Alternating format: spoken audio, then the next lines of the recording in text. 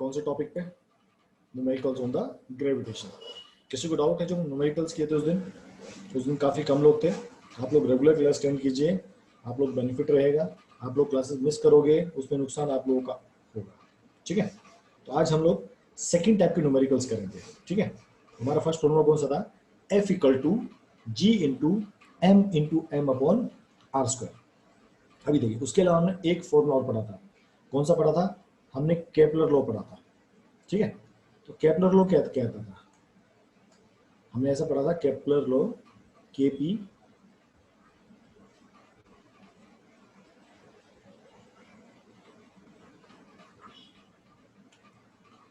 एक second just, yes,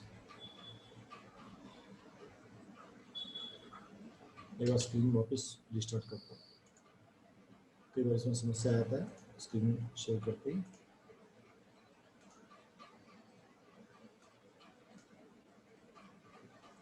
चलिए,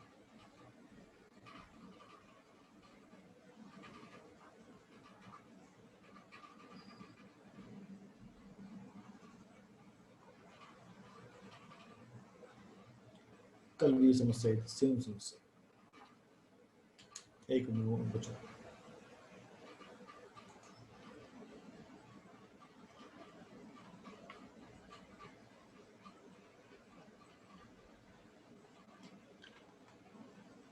keypad को डिटेक्ट करना बंद कर देता थोड़े समय के लिए। ओके, स्टार्ट हो गया। चलो, good.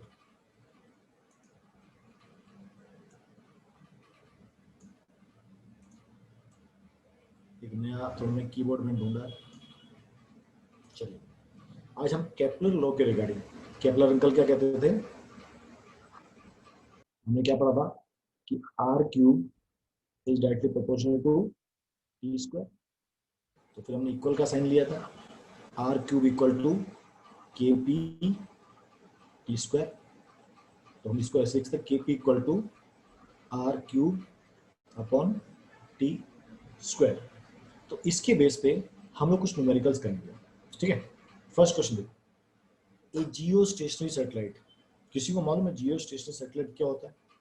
Anyone, any idea? What is a Jio stationery satellite? ये जीके की चीज है, आपको 7th 8th में पढ़ाया होगा। यस, बताइए, व्हाट इज जियो स्टेशनरी? ये आपको 7th 8th क्लास में जो प्लेनेट वाला जो चैप्टर था वहां पर ये था। अच्छा, जियो किसको बोलते हैं? GEO, ग्लैंस वाला जियो नहीं, GEO।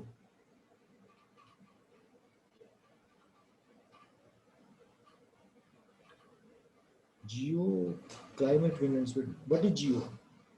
जियो का मतलब होता है अर्थ। चलो आपको बताता हूँ, जियो मतलब होता है अर्थ। जैसे जियोग्राफी की बात करता है, वो जियो प्लस ग्राफ बना ना, अर्थ का जो ग्राफ होता है उसको जियोग्राफी कहते हैं। स्टेशनरी का मतलब क्या होता है? एक जगह रुक जाना, रुका हुआ चीज, उसको हम क्या कहते हैं? स्टेशनरी। तो समझो आपका ये अर्थ है, हमने अर्थ बनाया, इसके बाहर एक सेटेलाइट है, ये समझो सेटेलाइट है, और ये इसका ऑर्बिट है। ठीक है, ये हमारी क्या है? अर्थ है। कई दो तरह के सेटेलाइट होता है। जियो स्टेशनरी सेटेलाइट किसको कहते हैं? समझो आप यहाँ पर हो, अर्थ पे आपका पोजीशन ए है। ठीक है, ये सेटेलाइट कैसा फिक्स होता है? ये 24 घंटे आप इसको देख सकते हो। ठीक है, अब अर्थ भी घूमती है, समझो अर्थ ऐसे घूम रही है अपने रोटेशन पे। ठीक है, ये स्टॉप नहीं होता, इसकी खासियत बताता हूँ। ये अर्थ अपनी रोटेशन पे घूम रही है, तो ये जो सैटेलाइट होता है इसकी स्पीड ऐसे सेट की होती है कि अर्थ एक दिन में अपना राउंड कंप्लीट करती है ना अपने तरफ। 24 आवर्स हमने देखा ना, 24 आवर्स में क्या करती है? अपना एक राउंड कंप्लीट करती है। तो ये जियो स्टेशनरी सैटेलाइट भी होता है, उसका स्पीड ऐसे रखा जाता है कि वो भी अपना पूरा एक ऑर्बिट 24 आवर में कंप्लीट करता है। इससे क्या होता है? जो व्यक्ति समझो ए पोजीशन पर है, जो व्यक्ति किस पर है? इस ए पोजीशन पर है, इसको ऑर्बिट हमेशा सामने दिखाई देगा। मैं यहाँ पर अगर अर्थ घूमी तो समझो मैं यहाँ पर आ गया तो मुझे ऑर्बिट यहाँ दिखाई देगा, मैं यहाँ चला गया, मुझे यहाँ दिखाई देगा। तो मोशन में कौन है? दोनों है, अर्थ भी मोशन में है और आपका ऑर्बिट भी मोशन में। जिस आप दो दोस्त लोग स्कूटी एक साथ चलाते हो, खासकर गर्ल्स को देखो, हाईवे भी होगा तब भी दोनों का स्पीड एक जैसा होता है और दोनों गप्पे मारते चलते हैं। प्रैक्टिकल बात देखिए, इसका मतलब दोनों का स्पीड एक जैसा है, दोनों का पाथ एक जैसा है। उन दोनों के लिए तो वो साथ में है, पर वो साथ में ठीक है, वो डिग्री से बाहर पहुंच जाएंगे, पर तब भी क्या है, दोनों साथ में। इसको कहते हैं जियो स्टेशनरी सेटेलाइट, कि आपका पोजीशन और सेटेलाइट का पोजीशन आपको हमेशा एक ही जगह दिखाई देता है। क्यों दिखाई देता है? दोनों का जो टाइम है, इसको जितना टाइम लगेगा और इसको जितना टाइम लगेगा, ये दोनों टाइम सेम रहेंगे। तो क्या करना पड़ेगा, अपने को स्पीड बढ़ानी पड़ेगी। हाँ सबको सुनने, what is Jio stationery satellite? मिलती है बेटा एनर्जी, सोलर एनर्जी रहती है, यहाँ से न्यूक्लियर एनर्जी भी सप्लाई की जाती है, उससे ऑर्बिटल कंट्रीज घूमता है, ठीक है। और वैक्यूम में कैसा रहता है, वैक्यूम की खासियत रहती है, अगर आपने उसको एक मोशन दे दिया, फिर अगर वहाँ कोई फ्रिक्शन नहीं है, हम लोग एक टॉपिक आज पढ़ेंगे तो उसमें आपको समझ में आएगा। अगर वैक्यूम है और आपने अगर वहाँ हल्का सा पुश बटन दे दिया, वो चलता रहेगा, क्योंकि कोई चीज़ रुकती कब? जैसे आप साइकिल चला रहे हो, ठीक है, आपकी साइकिल कब तक नहीं रुकती है बताओ? आपकी साइकिल कब रुकती है बताइए सर? जब हम लोग ब्रेक अप्लाई करते हैं, तो ब्रेक क्या काम करता है, वो फ्रिक्शन क्रिएट करता है आपके साइकिल के टायर के बीच में और आपकी सड़क के बीच में। वो फ्रिक्शन जब ज्यादा होता है, मतलब फ्रिक्शन फोर्स जब ज्यादा होता है, तो क्या होता है, आपकी गाड़ी रुक जाती है, आपकी स्कूटर रुक जाती है। अगर फ्रिक्शन ना हो तो आपकी चीज कंटिन्यूस चलती जाएगी चलती जाएगी चलती जाएगी। अगर आप जीरो फ्रिक्शन क्रिएट कर सकते हो, उससे क्या होगा, फ्रिक्शन कहाँ से क्रिएट होता है, सबसे लेस्ट फ्रिक्शन अर्थ पे कहाँ पर है, एयर में, ठीक है। वैक्यूम में कोई भी फ्रिक्शन नहीं होता। तो अगर आप कहीं पर वैक्यूम क्रिएट कर दो और आपने कोई चीज चला दी, वो चीज चलती रहेगी जब तक उसको किसी फ्रिक्शन से ना रोका जाए। अभी क्लियर है फर्क? यस। चलिए, अब देखो क्वेश्चन में क्या दिया है, एक जियो स्टेशन सेटेलाइट है, एक जियो सेटेलाइट है, is orbiting the earth at a radius of 5 hour. तो समझो ये आपकी अर्थ है, ठीक है? और इसके बाहर कोई एक सेटेलाइट है, उसका हाइट कितना दिया है, 5 आर।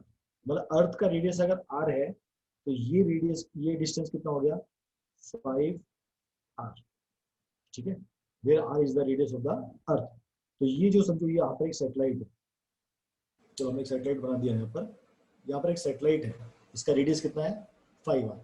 ये अर्थ के सरफेस से, आप देखो अर्थ का एक सरफेस होता है, हम जहाँ खड़े हैं उसको क्या बोलते हैं, अर्थ सरफेस, और इसके ऊपर क्या है, अर्थ का एटमोस्फेयर है, ठीक है ना। अर्थ के बाहर भी एयर का एक लेयर है, सर्फ रेडियस के बाहर। तो ये धीरे धीरे लेयर, ये आपकी 4 लेयर होती है ना, ट्रोपोस्फेयर है ना, स्ट्रेटोस्फेयर, आपने 4 लेयर पढ़ी होंगी, एग्री? तो ये आपके जो सैटेलाइट्स होते हैं ना, ये इसी अर्थ एटमोस्फेयर में घूमते हैं।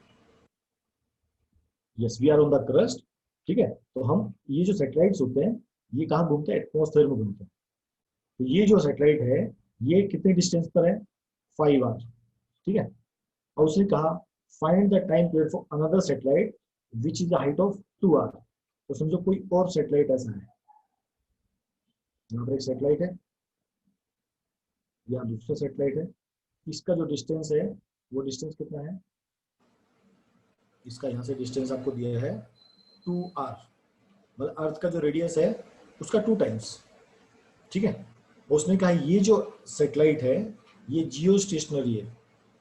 ये कैसा है, जियो स्टेशनरी।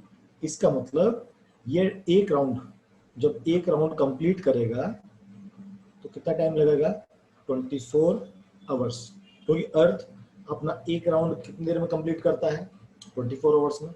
तो अगर ये वाला सेटेलाइट का जो जियो स्टेशनरी सेटेलाइट है, तो एक राउंड कितनी देर में कंप्लीट करेगी, 24 आवर्स में। तो उसने पूछा है जो दूसरा सेटेलाइट है, इसको अर्थ का राउंड लगाने में कितना टाइम लगेगा, ये हमको निकालना है। क्वेश्चन सबको क्लियर हुआ? दो सेटेलाइट है, एक अर्थ से 5 आर दूर है, दूसरा 2 आर दूर है।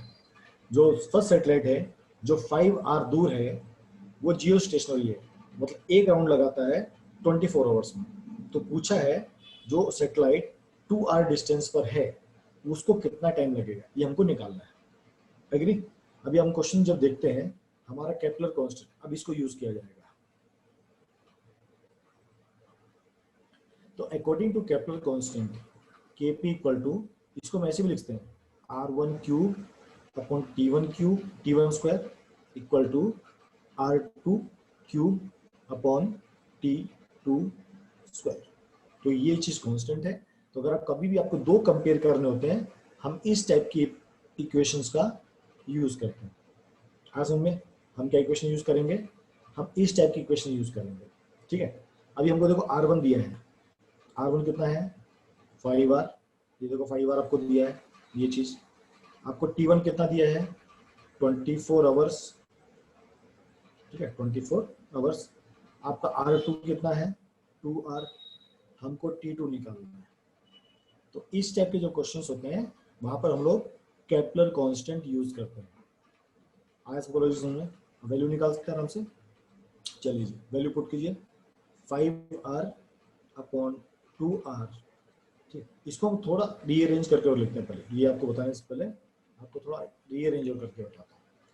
ये जो फॉर्मूला लिखा है इसको हम ऐसे भी लिख सकते हैं, इसको यहाँ ले जाओ और इसको यहाँ ले जाओ, क्रॉस मल्टीप्लिकेशन को बोलते हैं। अब देखो क्या बन गया, R1 cube upon R2 cube equal to T1 square upon T2 square. इसको और भी रीअरेंज कर सकते हैं, कैसे कर सकते हैं देखो, R1 अपॉन R2 क्यूब, ये इंपॉर्टेंट चीज है, T1 upon T2 square, T का होल स्क्वायर। यह सबको समझ। तो आपका जो फर्स्ट फॉर्मूला था उसको आप रीअरेंज करके ऐसे भी लिख सकते हो, एकदम सिंपल वर्जन है। इसी चीज से हमने ये ड्राइव कर लिया, तो क्योंकि मेरे को इसको सॉल्व करना इजी पड़ेगा। आया सबको लॉजिक समझ में? मैंने क्या समझाया आप लोगों को? यहाँ तक किसी को डाउट है तो आप प्लीज आप लोग पूछ सकते हो, क्योंकि फिजिक्स में न्यूमेरिकल पार्ट सबसे इंपॉर्टेंट होता है। जो फिजिक्स में 6 नंबर लाना चाहता है वो न्यूमेरिकल पार्ट अपना स्ट्रॉन्ग कर लो। और न्यूमेरिकल पार्ट स्ट्रॉन्ग होने के लिए आपको क्वेश्चंस को समझना जरूरी है कि क्वेश्चन में क्या पूछा गया। मैथ्स की भाषा बहुत सिंपल होती है, ये क्वेश्चन में एक फॉर्मूला लगा दिया आंसर निकल जाता है। पर साइंस की भाषा, फिजिक्स की भाषा थोड़ी डिफरेंट है। तो आपको क्वेश्चन को समझना पड़ेगा, फिर आप फॉर्मूला अप्लाई करते। फॉर्मूला तो सबको पता है, पर यहाँ पर फॉर्मूला अप्लाई कैसे करना वो इंपॉर्टेंट है। ठीक है, अब वैल्यू पुट करते हैं इसमें।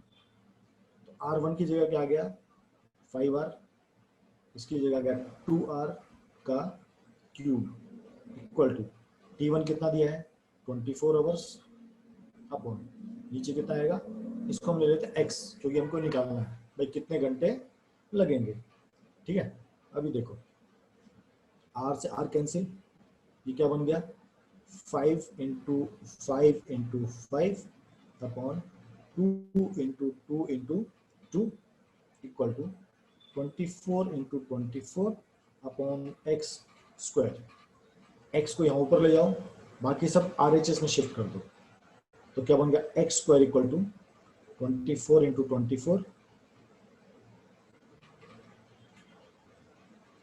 Into 2 into 2 into 2 upon 5 into 5। हम स्क्वायर रूट अप्लाई करेंगे ऐसा, 24 इंटू 24 इंटू 2 इंटू 2 इंटू 2, नीचे आएगा आपका 5 इंटू 5। देखिए क्या क्या बाहर आता है, x इक्वल टू ऊपर से 24 बाहर आ जाएगा, यस, 2 भी बाहर आएगा, यस, नीचे से 5 भी बाहर आएगा, यस, अंदर एक बच जाएगा √2/5। यहाँ तक किसी को डाउट है प्लीज आप 0 दबा सकते हो, क्योंकि जस्ट कैलकुलेशन है। किसी को डाउट यहाँ तक प्लीज टाइप 0 कि हमने क्या किया है। सिंपल कैलकुलेशन है बेटा, इतनी तो आपको समझनी पड़ेगी।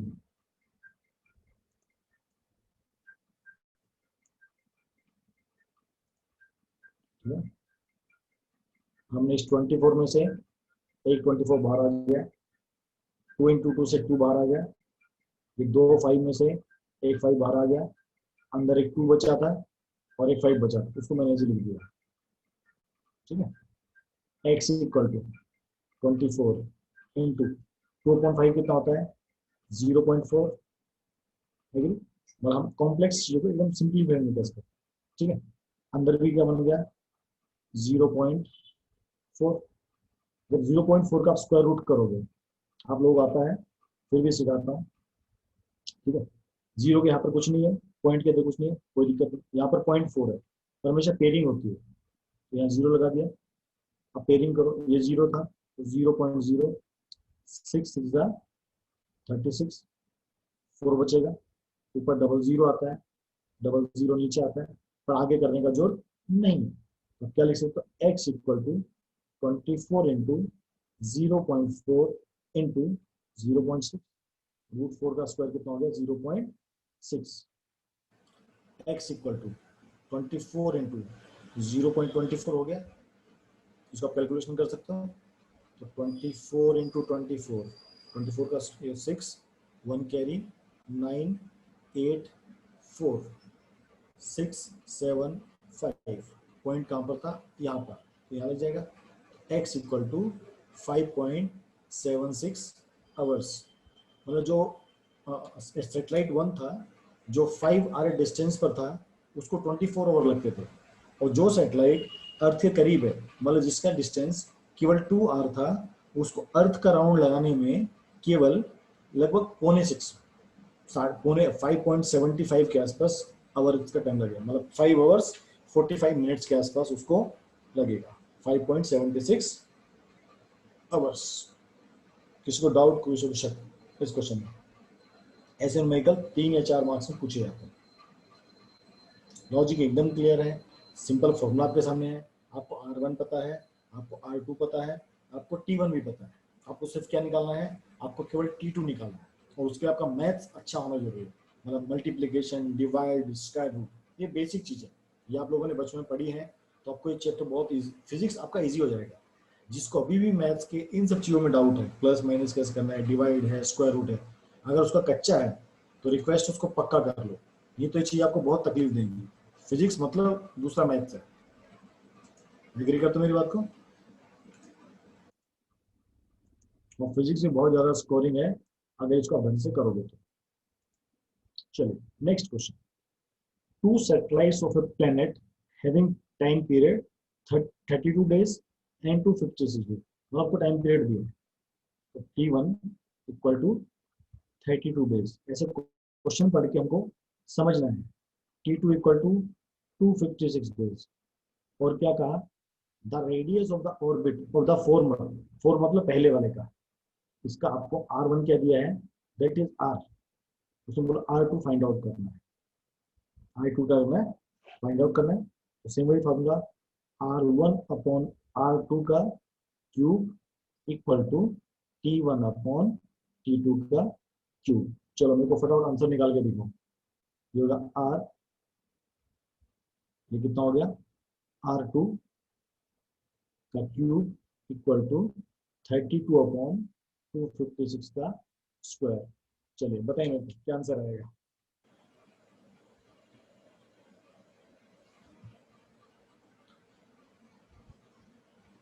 मैं पानी पीता हूँ तब तक आप लोग इसका सॉल्यूशन निकालो।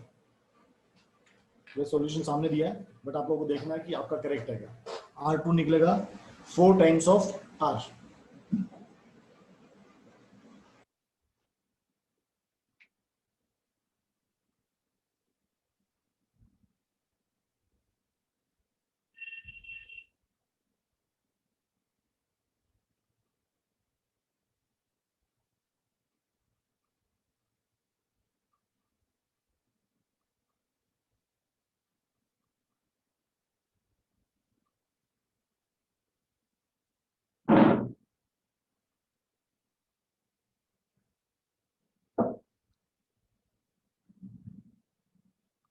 ट्राई करो, नहीं आए तो समझाऊंगा।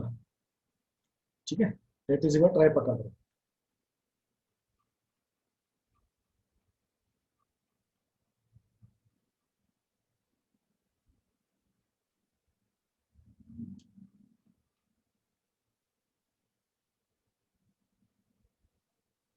अभी भी 10 बच्चे absent हैं।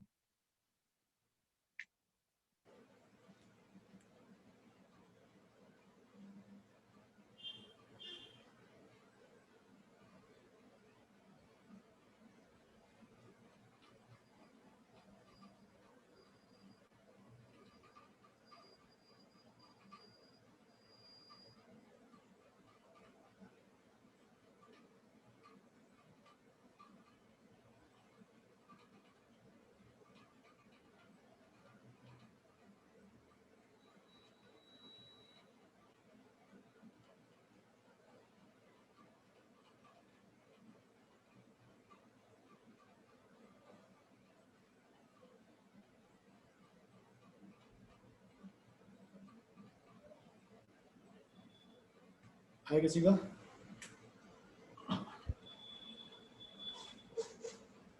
यस, अथर्व का आ गया, गुड अथर्व। इसको हम लिखेंगे r अपॉन r2 क्यूब। इसको थोड़ा सॉल्व करते हैं। 32 को अपन कैसे लिख सकते हैं? 2 इंटू 2 इंटू 2 इंटू 2 इंटू 2। 256 को कैसे लिखेंगे? 256 के फैक्टर कर लो, 4 से करते हैं इसको। 4 6 जा 24, यहाँ भी 4 आएगा। फिर 4 से करो 16, फिर 4 से करो 4 इंटू 4 इंटू 4 इंटू 4। अब देखो कुछ करता है। इस 2 और 2 से एक 4 कट गया, फिर 2 2 से एक 4 और कट गया, ठीक है। और कुछ कटेगा? यस, 2 से कट करो, ये 2 कट गया। r upon r2 cube equal to 1 upon 8 बच गया। 1 अपॉन 8 को आप कैसे लिखते हो? 1 अपॉन 2 का क्यूब लिख सकते हो आराम से। एग्री करते हो इस बात से सब?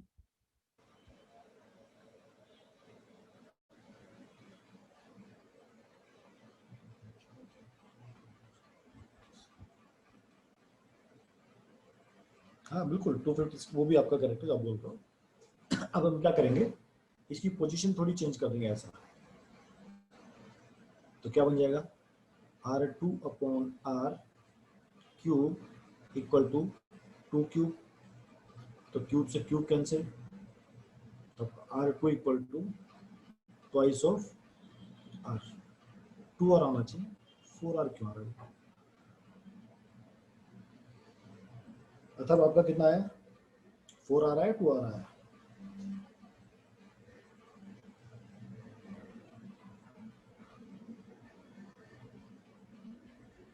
256 और 32 से करो तो 32 पिज्जा, यहाँ पर 8 आएगा।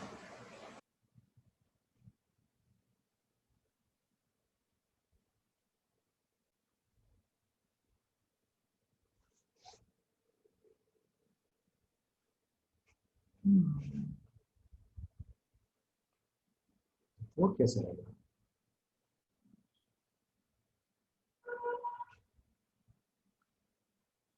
2 2 4 2 2 4, ये 2 से कट किया, ये कट और 2, ये बचा 1/8। पर मेरे तो 2 आ रहा है, आपका यहाँ पर 1/8 आया, कितना आया आपका? 64 आ रहा है। 256 को 32 से डिवाइड करो, कितना आता है?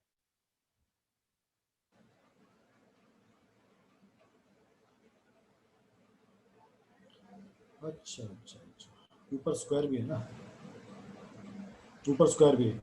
ओके, यहाँ भी स्क्वायर है, यस यस, ऊपर स्क्वायर है, यहाँ भी आपका क्या है? स्क्वायर है, ठीक है।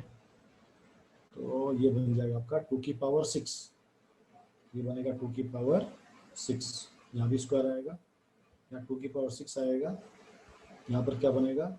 2 की पावर 6 है, तो यहाँ पर क्या बचेगा? 4। करेक्ट, 4 आ रहा है, बरोबर। मैं ऊपर स्क्वायर स्क्वायर भूल गया था, ठीक है। 4 आर करेक्ट है। ये ऊपर का मैंने स्क्वायर लिखना भूल गया था, ये वाला स्क्वायर, इसलिए आप लोग मत भूलना, ठीक है? क्लियर सबको?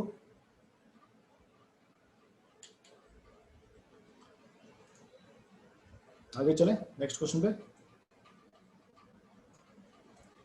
फिजिक्स में ये दिक्कत है, एक छोटा सा अगर कुछ प्लस माइनस भी गड़बड़ कर दिया, आंसर पूरा गायब हो जाता है।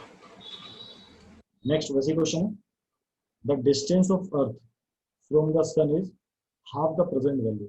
वो कहता है अगर अर्थ का जो डिस्टेंस है, समझो आपका R1 R है, अगर R2 मैं हाफ कर दूं, अगर क्या कर दूं, हाफ कर दूं, तो अर्थ कितने दिन में अर्थ का राउंड लगाएगी, मतलब सन का राउंड लगाएगी। तो ये रेडियस ऑफ अर्थ हमने R1 R ले लिया, तो T1 कितना होगा, 365 डेज। तो पूछा है अगर रेडियस हाफ कर देंगे तो बताइए कितने डेज में राउंड लगाएंगे। ठीक है, सेम ऐसे करेंगे, R1 अपॉन R2 का cube equal to T1 upon T2 का स्क्वायर। चलिए निकालिए सब लोग।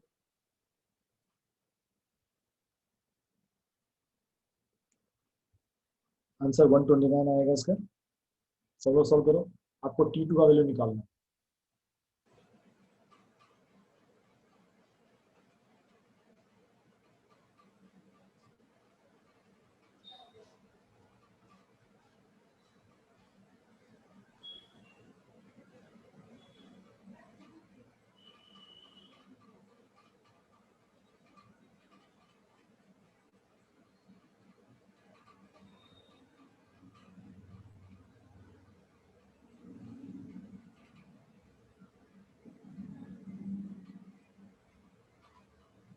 अगर अर्थ और सन के बीच का डिस्टेंस अगर हाफ हो जाए, आधा हो जाए, तो अर्थ जो एक साल में पूरा राउंड कंप्लीट करती थी, तो कितना उसको टाइम लगेगा, ये क्वेश्चन है।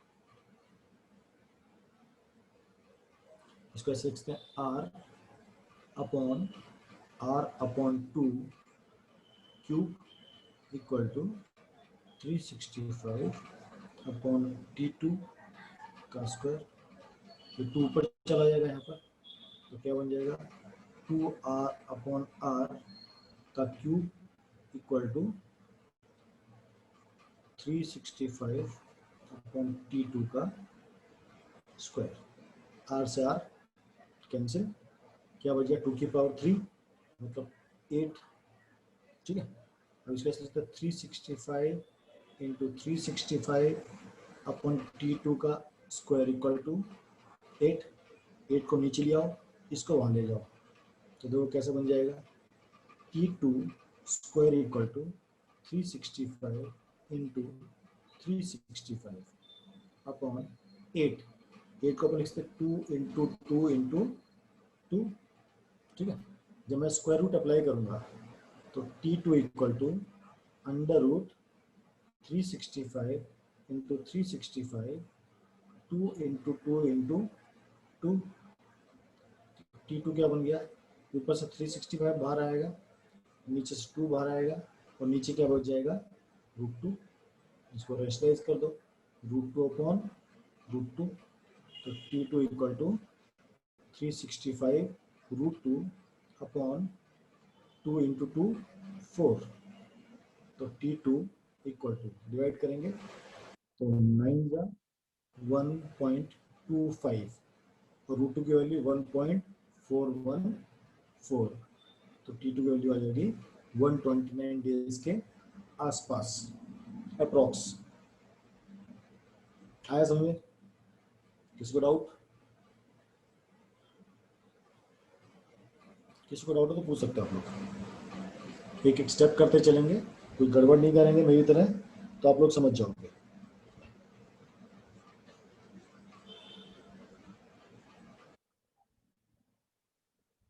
जो आपको डाउट है ना, क्लास का रुकना, ये डाउट मेरे से पूछना, आपको क्या डाउट है, क्योंकि ये सिंपल कैलकुलेशन है।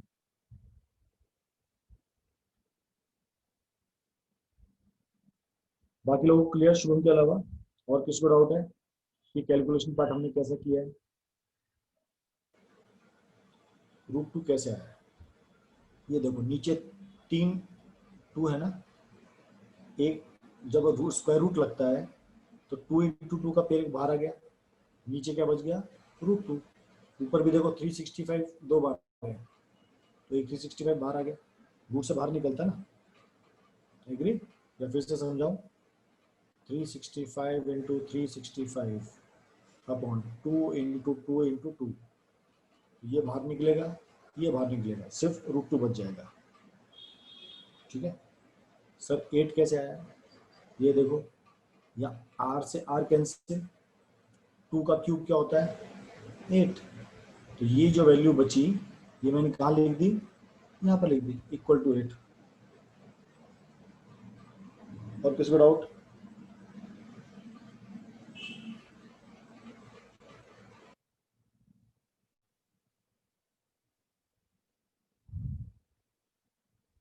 आगे चल सकते हैं?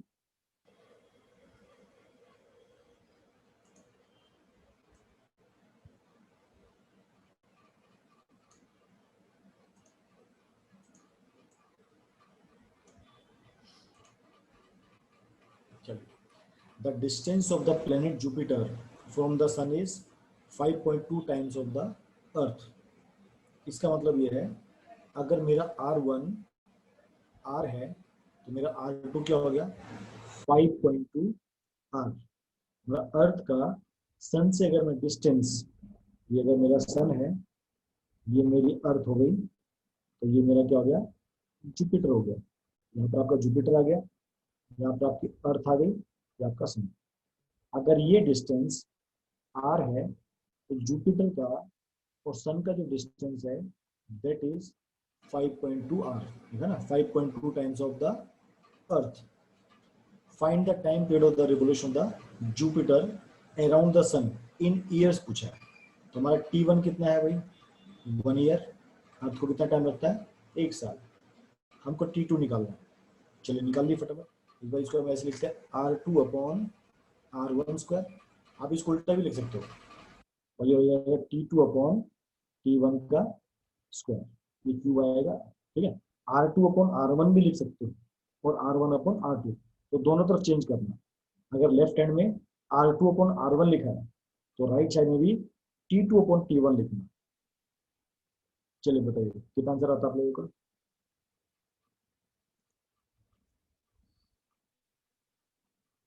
इस क्वेश्चन के बाद हम लोग अब नए कंसेप्ट पढ़ना स्टार्ट करेंगे। 2 दिन आपका थ्योरी चलेगा, आज और कल, फिर परसों फिर न्यूमेरिकल्स करेंगे, और मोस्टली सैटरडे तक ये टॉपिक क्लियर हो जाएगा।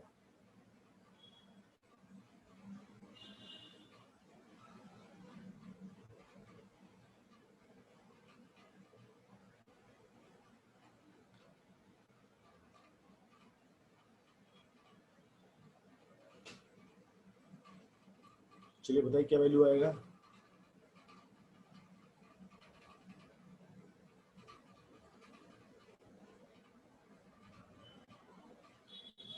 5.2 R/R³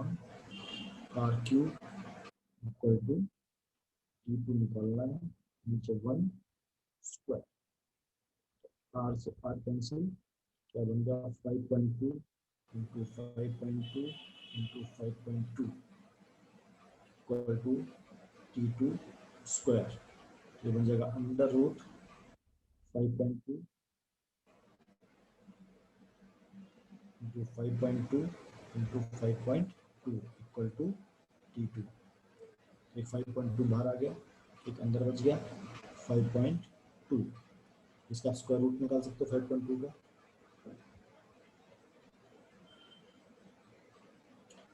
2 × 2 = 4, 1 बचेगा, डेसिमल है, डेसिमल आ गया, 20 उतार लिया, ये 2 और 2 4 हो गया। अब कितने जाएगा, 2 से, 3 से बड़ा हो जाएगा तो 2 से जाएगा, तो 4 84 6, ये आपका हो जाएगा 30। इसको आप इग्नोर कर सकते हो, तो 2.2, तो 5.2 इंटू 2.2, चलो दोनों को मल्टीप्लाई करेंगे,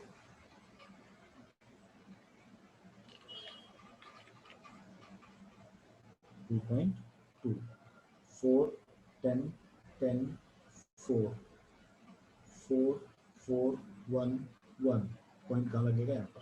तो बोला 11.44 ईयर्स। तो जुपिटर को कितना टाइम लग जाए? डेसिमल्स में थोड़ा फर्क आ सकता है, वो बड़ी बात नहीं। आया सबको कैलकुलेशन समझ में? तो आप लोग भी ये छोटी मोटी कैलकुलेशन आराम से कर सकते हो, कोई बड़ी कैलकुलेशन नहीं है। फिजिक्स का खासियत यही है, फिजिक्स में कैलकुलेशन कम होती है, लॉजिक इंपॉर्टेंट होता है। मैथ में लॉजिक कम होता है, कैलकुलेशन ज़्यादा होती है। तो जिसको साइंटिस्ट बनना है तो उसका फिजिक्स बहुत अच्छा होना चाहिए, वो समझ सकेगा तभी ये फॉर्मूले अप्लाई कर पाएगा। जितने भी फॉर्मूलेज आपके ड्राइव होते हैं मैथ्स के भी, उनका बेस कहीं ना कहीं फिजिक्स रहा है। इसलिए इंजीनियरिंग में देखो मैथ्स और फिजिक्स इसके ऊपर फोकस ज़्यादा रहता है।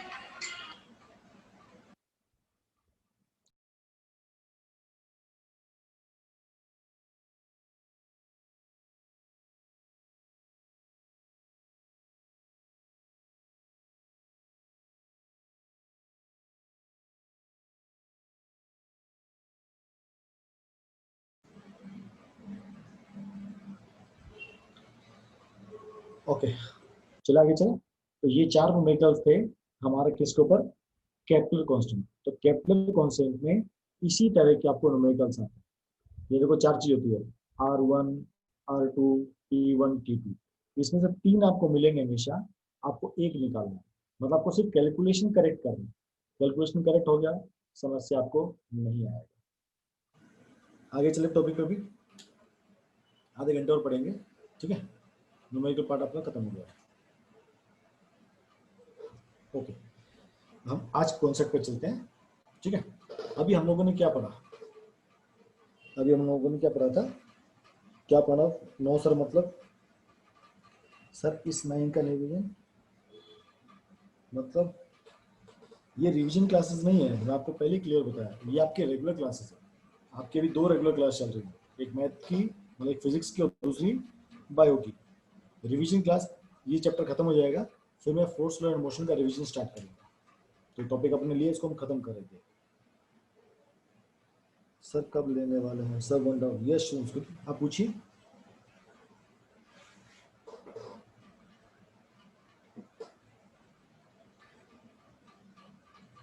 Can we stand on the from outside? Outside मतलब कहाँ पर? मतलब हमको हवा में खड़ा होना है। हाँ, हम हवा में खड़े हो सकते हैं, लेकिन कब? Is visible from the space. देखो आप जिस तरह एक बड़े प्लेनेट को आप समझो, मून है, मून का साइज कितना बड़ा आपने देखा है, एग्री? पर आपको मून कितना बड़ा दिखाई देता है? बहुत छोटा सा। तो मून के वॉल्यूम के मुकाबले हमारा 60 केजी वजन या 40 केजी वजन और हमारा जो वॉल्यूम स्पेस है वो कितना होगा? तो हम आउटर स्पेस से कैसे देख सकते हैं? आप केवल एक 30 क्या कहते हैं 30 मंजिल बिल्डिंग के ऊपर जाओ और आप नीचे कार को देखने की कोशिश करो, आपको कार कितनी बड़ी दिखाई देगी? बहुत छोटी सी।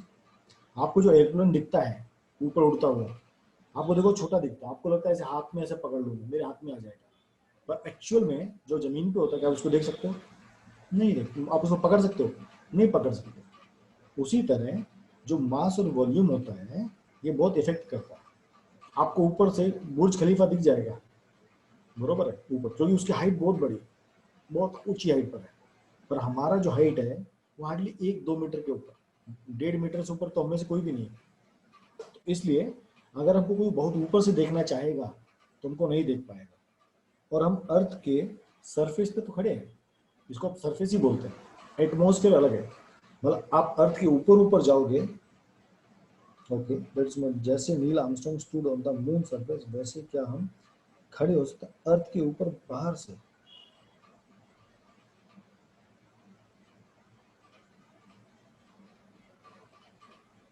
हम ग्रेविटी की वजह से अंदर गिरेंगे। नील आर्मस्ट्रांग वाला जो क्वेश्चन है ना, अभी हम उसको आगे सॉल्व करेंगे। जब ये अगला टॉपिक आ गया ना, मास एंड वेट, उसमें हम लोग समझेंगे कि हमारा हम एक्चुअल में अर्थ पे क्यों टिके हैं। एक काम करता हूँ, आपको मैं म्यूट करता हूँ, आप मेरे से तब डाउट पूछो, तभी अच्छे में मैं समझ पाऊंगा आपका क्वेश्चन। चलिए, संस्कृति, यस बेटा मैंने आपको अनम्यूट किया है, आप पूछिए। Yes, sir. Am I audible? Yes yes. So my doubt is like Neil Armstrong went to the moon, right? He was the जी first man to go to the moon, and जो बिल्कुल he जी। was standing on the moon surface, as yes we can see. So yes. are we able to stand outside? Like this, you have shown an image, you have shared a screen. तो बाहर से जो हमें green, white, blue जो सब दिख रहा है, हम वहाँ खड़े हो सकते यस हैं या ग्रेविटी की वजह से हम अंदर गिरेंगे? हाँ ठीक है, समझ गया आपका क्वेश्चन। अभी हमारा जो अगला टॉपिक है ना बच्चा, वो टॉपिक वही है कि जो अर्थ की ग्रेविटी है वो मैक्सिमम सरफेस के ऊपर है। आपको पता है जब हम ये सैटेलाइट वगैरह लॉन्च करते हैं, इनको एक हमको पर्टिकुलर एक्सेलरेशन देना पड़ता है अर्थ के ग्रेविटेशन से भाग जाने के लिए, ठीक है। तो आप जैसे जैसे अर्थ के ऊपर ऊपर जाते जाओगे, जाते, अभी हम एक्चुअली वही टॉपिक हम स्टार्ट करने वाले हैं अभी, जिसको हम बोलते हैं एक्सेलरेशन ड्यू टू ग्रेविटी। इसी की वजह से हम अर्थ के ऊपर गिरते हैं, पर ऐसा नहीं कि अर्थ का ग्रेविटी मैक्सिमम कहाँ पर होता है, सरफेस पे होता है। जैसे आप ऊपर जाओगे आपका अर्थ का ग्रेविटेशन फोर्स आपके ऊपर कम होता जाएगा। तो एक स्पेस ऐसा आता है जहाँ के बाद आपको अर्थ अट्रैक्ट नहीं कर पाएगी, मतलब उतने नहीं खींच पाएगी कि आप उसके ऊपर गिर जाओगे। अपना अगला टॉपिक एक्चुअली वही है। ये देखो मैं आपको अगला टॉपिक दिखाता हूँ, अभी हम जो पढ़ रहे हैं एक्चुअली वही पढ़ने वाला है। यस, ये देखिए ये टॉपिक अभी आगे आएगा, variation of acidity due to gravity. 30,000 kilometre के ऊपर आप जाओगे तो एक्सेलरेशन ड्यू टू ग्रेविटी 0.03 है। तो जैसे आप ऊपर जाते जाओगे अर्थ का आपके ऊपर ये फोर्स होगा। नीचे देखो डिस्टेंस है ना, नीचे ग्रेविटेशनल फोर्स में क्या होता है, डिस्टेंस होता है। जब डिस्टेंस बढ़ जाएगा तो क्या होता है, ग्रेविटेशनल फोर्स कम हो जाएगा, तो आप ऊपर जा सकते हो। फिर आपको, आप जिस भी ऑब्जेक्ट के पास में जाओगे जहाँ पर आर कम होगा उसका ग्रेविटेशनल फोर्स आपके ऊपर काम करेगा। अर्थ पे बड़े ऑब्जेक्ट कौन से हैं, मून है, अर्थ है और सन है, बाकी तो एस्ट्रॉइड्स हैं, है ना। तो आपका जो वेट है और जो बाकी जो सेलेबल ऑब्जेक्ट्स हैं, बॉडीज हैं, उनका मास बड़ा है। और आप जिस ऑब्जेक्ट के पास में जाओगे वो उतना आपको अट्रैक्ट करेगा। आप अर्थ से दूर जाओगे तो अर्थ के आपके ऊपर ग्रेविटेशनल फोर्स कम हो जाएगा। तो आपको एक लेवल तक ऊपर जाना होगा, इसको हम बोलते हैं एस्केप वेलोसिटी। ये कंसेप्ट आपको 11th क्लास में पढ़ाया जाता है कि जो ये सैटेलाइट्स वगैरह होते हैं ना, जैसे 9.8 मीटर पर स्क्वायर, ये क्या है, अर्थ हमको इस फोर्स से खींचती है, ठीक है। तो हम जो सैटेलाइट वगैरह जो बनाते हैं, आप देखो रॉकेट जो बनते हैं, रॉकेट का फर्स्ट काम क्या होता है, रॉकेट एक्चुअली सैटेलाइट लेके जाता है। तो उस रॉकेट का जो स्पीड होता है वो 9.8 मीटर के ऊपर रहता है। अगर वो उतना वेलोसिटी हम उसको दे पाए, उतना एक्सेलरेशन उसको दे पाए, तभी वो अर्थ के ग्रेविटेशन को तोड़ के बाहर जाता है और वहां पर ऑर्बिट में जाके वो सैटेलाइट को छोड़ता है। कुछ क्लियर हुआ संस्कृति?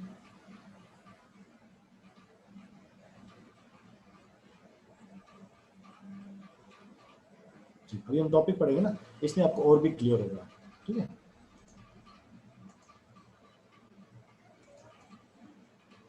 चलिए, फिर अभी हमने कॉन्सेप्ट अभी पढ़ा कि भी अर्थ किसी भी ऑब्जेक्ट को अपनी तरफ अट्रैक्ट करती है, इसको हम क्या कहते हैं, इसको हम क्या कहते हैं, gravitational force.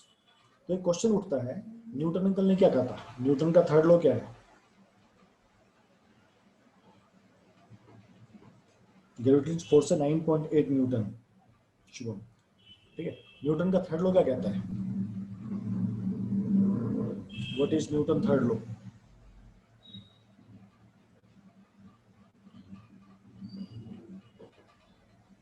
Every action has equal and opposite reaction. जैसे ये आदमी को मैं थप्पड़ मारता हूँ तो देखो इसका गाल कैसा हो गया, एकदम रेड हो गया, देखा सामने, इसका एकदम गाल पूरा रेड हो गया। तो क्या उसके केवल गाल को चोट लगी या उसके हाथ को चोट लगी या नहीं लगी है, क्या उसको दोनों में पेन होगा?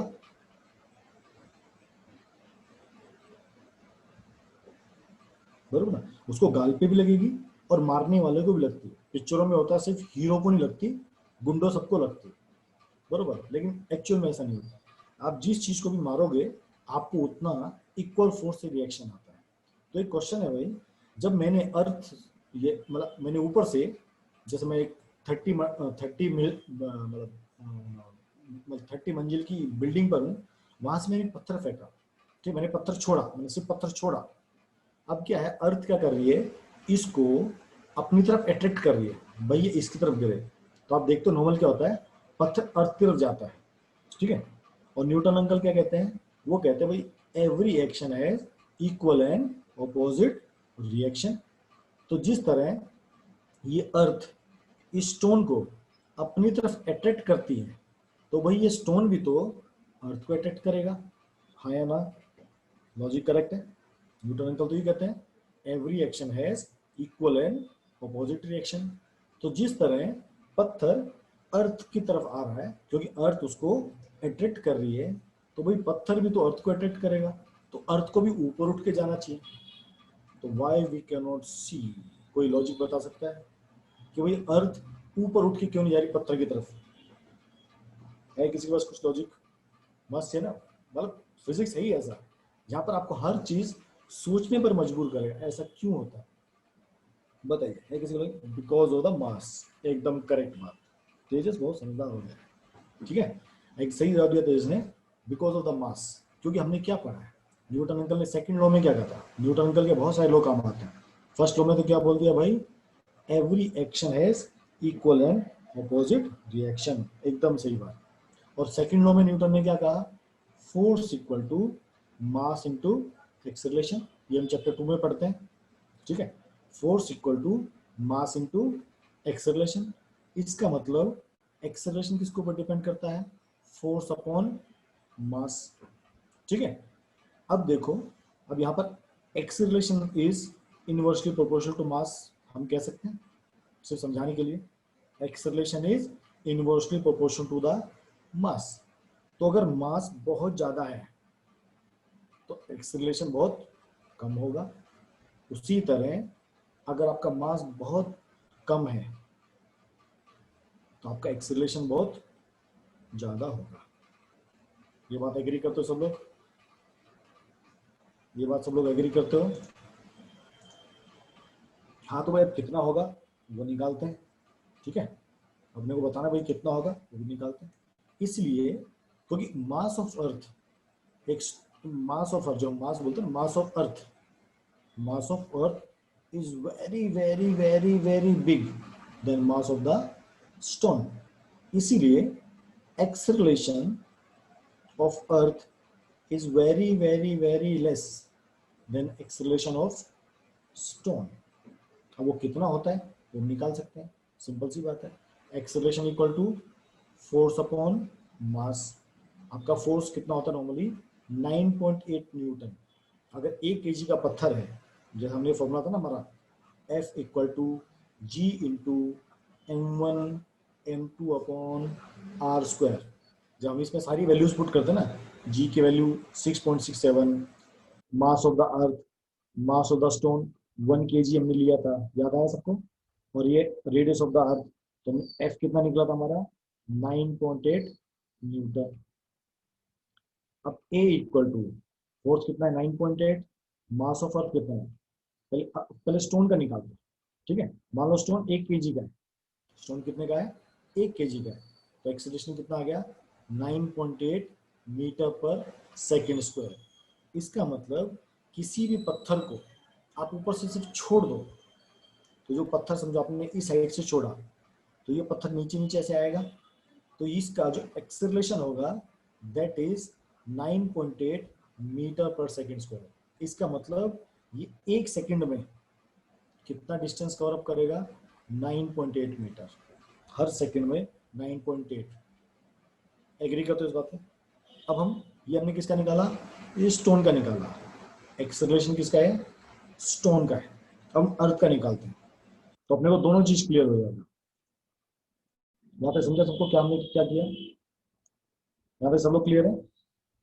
क्योंकि स्टोन इतने एक्सेलरेशन से, स्टोन एक्सेलरेशन ऑफ स्टोन कितना है 9.8 मीटर पर सेकंड स्क्वायर। ये इतने एक्सेलरेशन से अर्थ की तरफ अट्रैक्ट होके आएगा। हम निकालते हैं एक्सेलरेशन ऑफ अर्थ। भाई अर्थ कितने एक्सेलरेशन से पत्थर के आसपास जाती है, पत्थर की तरफ जाएगी, तो ये 9.8 ही रहेगा। चलो भाई, अर्थ का वेट 6 × 10⁻24 kg। अब देखो जी कितना आएगा, 9.86 × 10⁻⁻23 मीटर पर सेकंड स्क्वायर। इसको भी डिवाइड कर लो तो 1.65 × 10⁻³ मीटर पर सेकंड स्क्वायर। मतलब इतने एक्सेलरेशन से जो अर्थ होगी वो स्टोन की तरफ जाएगी, और 10⁻³ नेगेटिव है। इसका मतलब ये एक्सेलरेशन एकदम नेग्लिजिबल है। मतलब अर्थ समझो अपनी पोजीशन पे खड़ी है, वो हिलने का नाम भी नहीं लेगी। इसलिए स्टोन तो नीचे आता दिखता है, बट अर्थ ऊपर जाती नहीं दिखती। आया सबको लॉजिक क्लियर? मस्त चीज एकदम।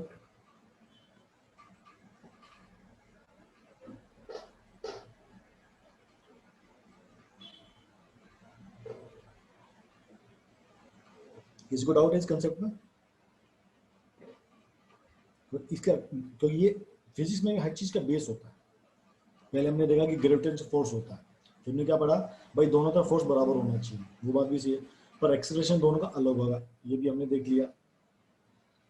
बट सर जरा सी तो दो, हाँ भाई आपने महसूस किया शुभम, मैंने तो महसूस नहीं किया। 10⁻³ मैटर करता बेटा।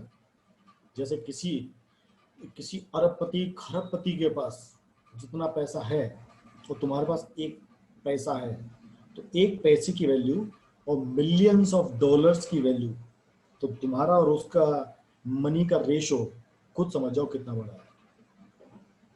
बरोबर छे? तो उसका अगर 1 रुपया, एक पैसा गुम हो गया, उसका 1 सेंट गुम हो गया, वो रोएगा नहीं। पर तुम्हारे पास एक पैसा ही था और गुम हो गया, तो किसको ज्यादा हर्ट टूटेगा? उसका टूटेगा, तुम्हारा टूटेगा? बताइए।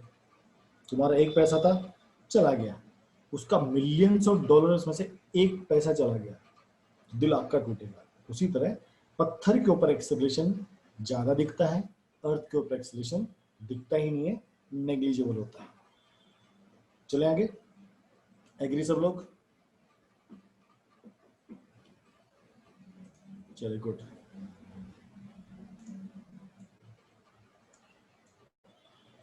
अभी कुछ महान व्यक्ति के बारे में देख रहे हैं।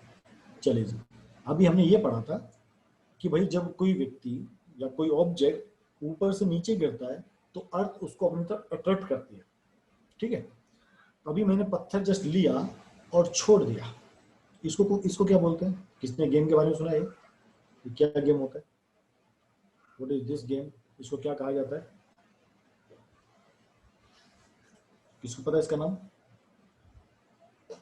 यस, इसको स्काई डाइविंग गेम बोलते हैं। इस व्यक्ति को क्या कहते हैं?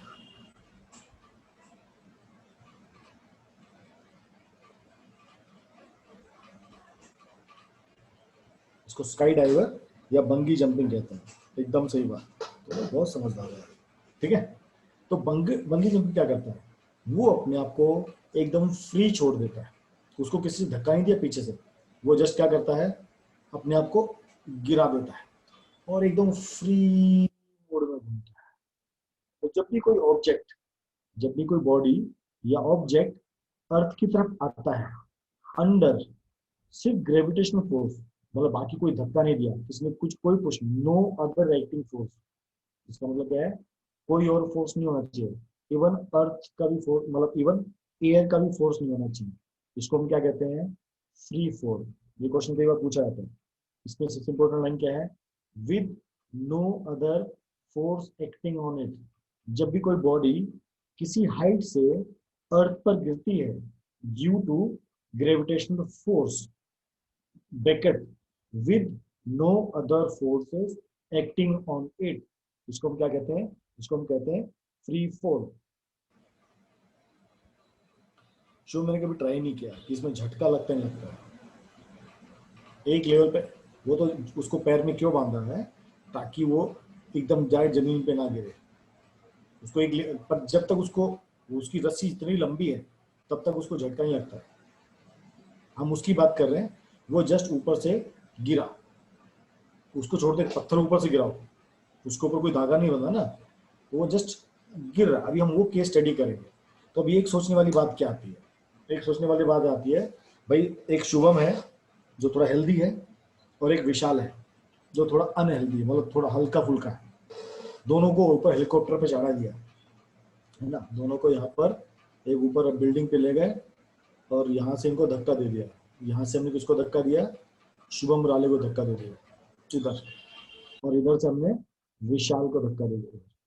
तो भाई अब शुभम का वजन मान लो कह रहा हूँ, पता नहीं है कितना बताऊंगा, मान लो इसका वजन है 100 kg, 100 kg, और विशाल का वजन है 40 kg। भाई पहले नीचे कौन गिरेगा, दोनों को ऊपर से अपन ने धक्का मारा, बताइए विशाल ऊपर से गिरेगा या शुभम ऊपर से नीचे, धरती पे कौन टूटेगा, सबसे पहले कौन टच करेगा। Agree, good. सब कहते हैं शुभम ही गिरेगा, शुभम को लगता है दुश्मन ज्यादा है, विशाल को कोई नहीं गिरा रहा है ना। शुभम कहता है, शुभम अपने आप को बचा रहा है, बोलता both will same at the same time. हाँ शुभम बेटा, हाँ सब पब्लिक जल्दी सब लोग रिप्लाई दिया करो। हाँ शुभम मैंने आपको रिप्लाई पढ़ लिया, सब लोग बताओ भाई, ये तो पोल चल रहा है ना, बताओ कौन जल्दी धरती पे टपकेगा, धूम, किसका बाजा बजेगा तुरंत।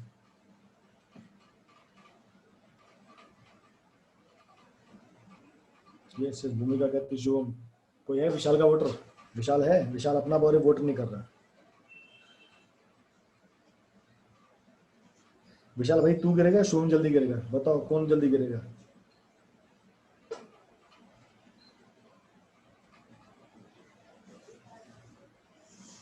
हाँ शुभम मैंने तुम्हारा पढ़ लिया, both will touch the ground, मैं समझ गया हूँ, तुम यूट्यूब पे तुरंत देख के बता एकदम। चलिए तो हाँ बेटा, ऐश्वर्या आप जाना चाह रहे हो क्या। इम्पोर्टेंट क्लास है आपको कोई, कौन सा टॉपिक किया आज। फिर आप जाओगे फिर हम नहीं पढ़ाएंगे यार, हम क्लास बंद कर देंगे, फिर ऐसी बात नहीं, ये टॉपिक हम कल पढ़ाएंगे।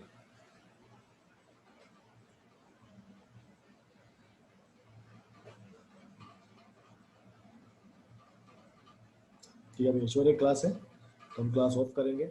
आप लोगों के लिए क्या होमवर्क है, कल आप फ्री फॉल पक्का पढ़ना है।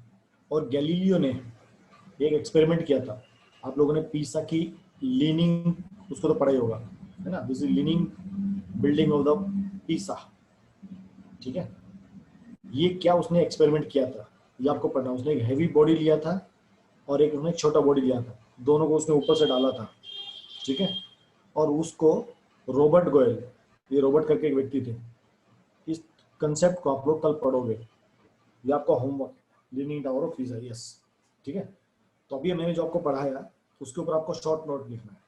कौन से, किसके ऊपर, फ्री फॉल के ऊपर, कि फ्री फॉल क्या है, गैलीलियो ने क्या एक्सपेरिमेंट किया था, रॉबर्ट क्लाइव, रॉबर्ट करके एक बंदा है, उसका नाम रॉबर्ट बॉयल, यस, एक व्यक्ति है, इसने भी एक एक्सपेरिमेंट किया था फ्री फॉल टॉपिक के ऊपर ही बोल रहा हूँ।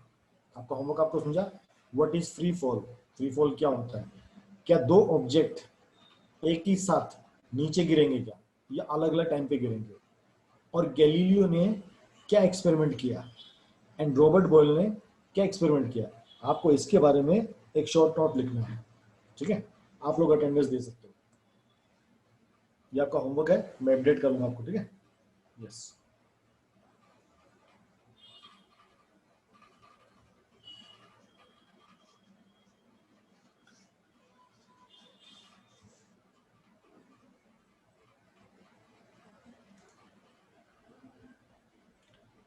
ठीक है, जिसको डाउट है तो रुक सकता है,